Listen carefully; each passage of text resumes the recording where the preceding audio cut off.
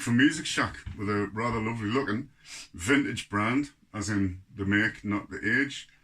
Flying V, Korina colour. Replica of a Gibson Flying V Korina, pretty much identical in shape in terms of headstock and body and fins. As happens with vintage guitars, they release a guitar, they get away with it for a few years, and then they have to modify the shape. I think the SG that they do, the V6, is about the only one they haven't had to make any mods on yet. The new one of these has got a kink in the fin, which I think is quite handy because you can rest your leg on it, but it just doesn't look like a Flying V. And one fin is shorter than the other. So these early models are pretty rare, and are very, very well made guitars. The electrics in this one are stock, apart from the pickups, which I've upgraded to IronGear. I think they're a UK company. They make very good pickups at a decent price point that sound spot on. So in the neck position, there is a Tesla Shark, and in the bridge position, there is a Dirty Talk. You can look up on their website the specs. I'll put a link to their site up here. So if you want to look at things like the output, knock yourself out with their technical data, read the reviews. Everybody who buys them seems to love these pickups. Cosmetically, great condition, looks lovely. It's had very little wear, not much buckle rash at all on the back. Neck is free from any major knocks. It's had no breaks or anything like that. There are two noticeable cosmetic cracks on the lacquer at the base of the neck, where it's either had a wallop or somebody's been a bit forceful when they've played it. These are superficial only. They've not got any worse since I've had it. They don't go far down. They're not in the wood. They don't make any difference to the sound of the guitar, so there's no like vibrato when you grip the neck a bit tighter with a barcode.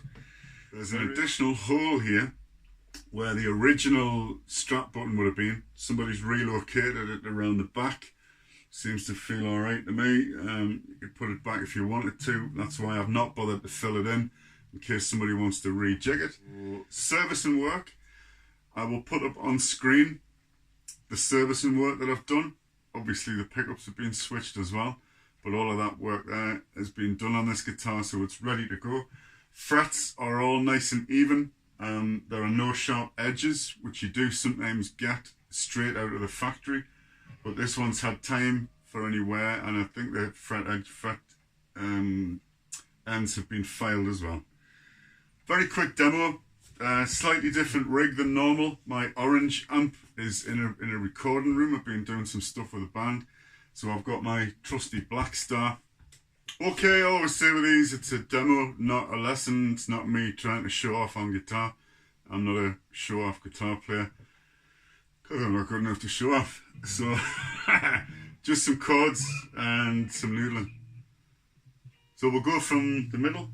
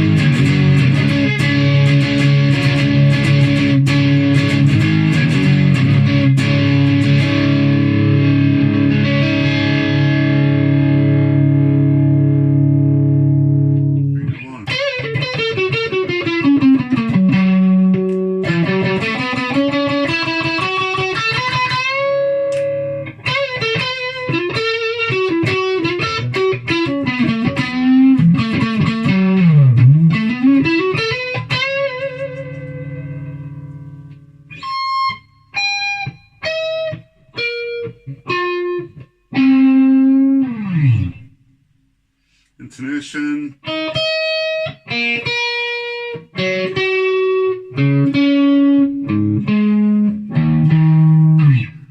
Off on the 8th, so I'll tweak that before it goes.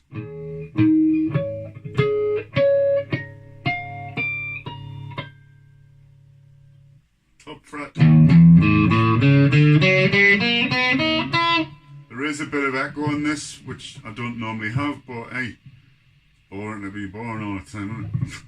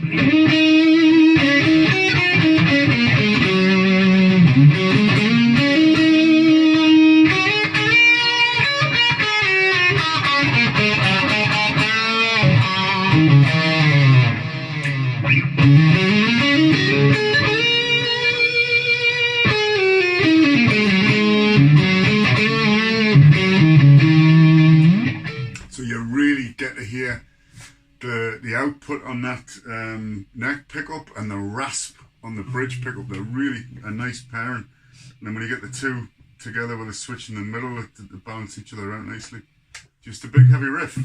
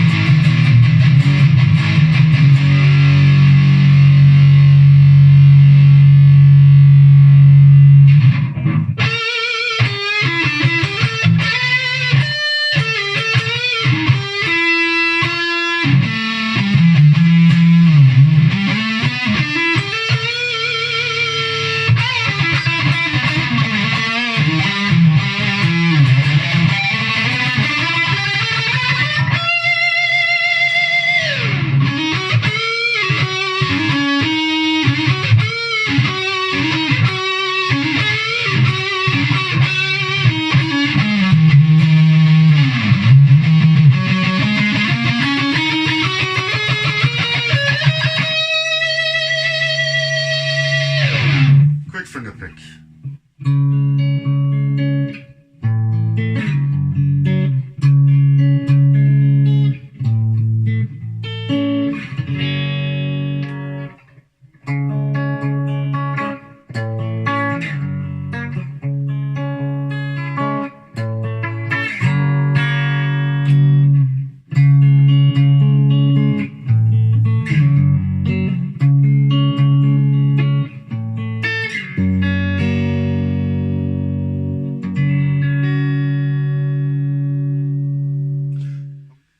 Right, that's it. Honky tonk shonky demo. Hopefully it's given you a good overview of the sound. It's a really nice guitar. Vintage are known for making better guitars than the price tag indicates. Probably just also shows as well how some of the modern manufacturers are charging very, very high prices for stuff. Yeah, okay, these are mass produced.